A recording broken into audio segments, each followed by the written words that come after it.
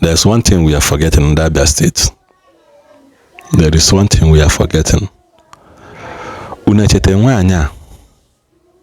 Enwe photo, enwe video, enwe one woman that made sure that Abia State is standing today. So in whatever you people are doing, whatever they are saying or doing, see if another woman that stood her ground. That is when you are saying, Unamu mbe mevesena ndenda aba. And not just Okala, I'm how the history of Aba women riot. So that woman stood her ground to make sure that Abia State okolo today. Nenene this video. Nenecha manacha tazo ozo. Remember this rec officer? If I banish, I banish! Just imagine if she took money when she was offered money and when she was threatened, and she betrayed the people of Abia State. Do you think all they're enjoying today, they would have enjoyed it? No, I'm not sure some of you still remember. Let me joggle your memory. Let's watch this video. If I banish, I banish! Amaduge Meya. They came with their threats. They came with their money. They came with their intimidation. I see the level of work Governor Alex Otti especially if you be business person where they do business for Aba, you gotta agree with me on how dirty Aba be. Aba na one of the dirtiest cities in Nigeria.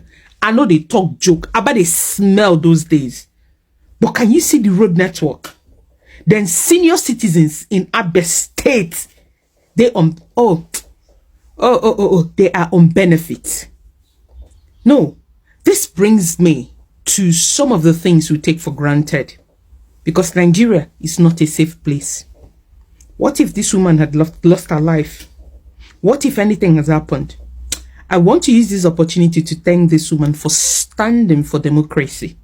And today, Abians are reaping from that standing her ground. If only we'll ever get free and fair election in Nigeria. Trust me, those politicians that give you a bag of rice, sugar cane, and cutlass, and irrelevant things, they wouldn't dare. Trust me, the politicians who stand today to make boasts and talk so proudly, they wouldn't dare. If only we'll have free and fair election in Nigeria. But a great Nigeria, a better Nigeria is possible. More wisdom. Thank you for watching. I'm gonna forget that video. Ugo nkwanyalo. Ito dike na nkomelo omonzo. So this is us now today, bringing out today. I appreciated this woman. Or the reason. In the face of the heat in Abia State, this woman stood her ground. She stood her ground. And from that video, but that woman kulokwa. Mani mago Abia wole adusu na Abia wole amewe meme, imago meme. Wole amewe joke, imago Nigerians sometimes oburi high na the serious na be here akwesi the serious in him. Akwesi the serious na wole ame comedy. That woman okwu ya hemecha wole amewe comedy ndi mmadụ. Wole ame comedy, but I never knew. Or later can be a maluki, no one standing her ground for Abia State. He had this development and for Abia State today. Obuna wanya compromise. Abia State kayeka daka kode kemba. And there is an ongoing report now na finalized be. And by the time we tell you, me that's ongoing report na Alex Otti na actually clear debt and the councillors age her since 1999. Councillor these things among Omegwan Afon age half gum the 10. Manachoba Fubem can verify the news come money is okay because him a lot of bloggers in a day. And I don't want to be part of on the time I go cook up story here for on a trend the no. I've seen it until I verify here. Just like the way in for now alolozo on 440 America and waited the thing when which I wanted the video verify I will take we again.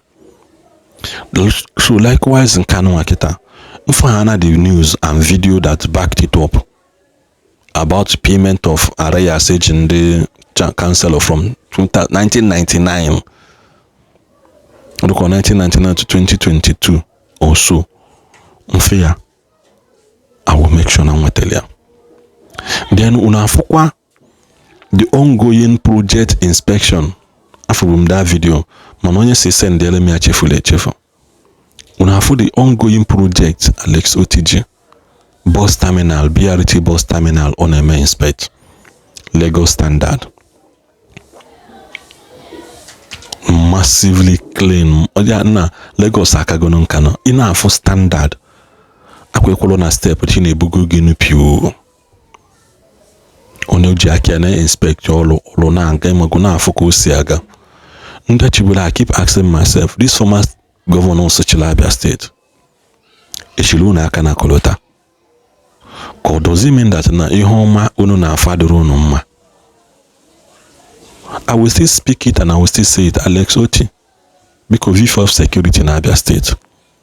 Because that is the only way that I but Obu no bin dem mado. You have won it, Chilegaba, more 20 years. More 20 years.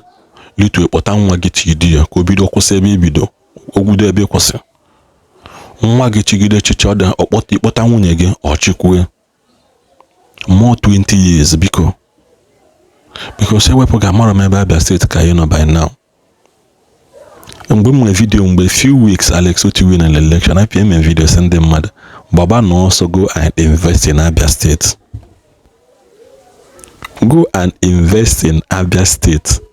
But we be gonna lose. I say, no, I see my promises. I say, I don't want to watch and see. Go back to my video late 2023, early 2024, 2024. If I made that video, go and invest in Abia State. I so much thank God that it is happening. Let go. So because couldn't nature this video, Cabanado, subscribe on our channel. Let go subscription book on free. Una like and subscribe on. Oh, God, the one.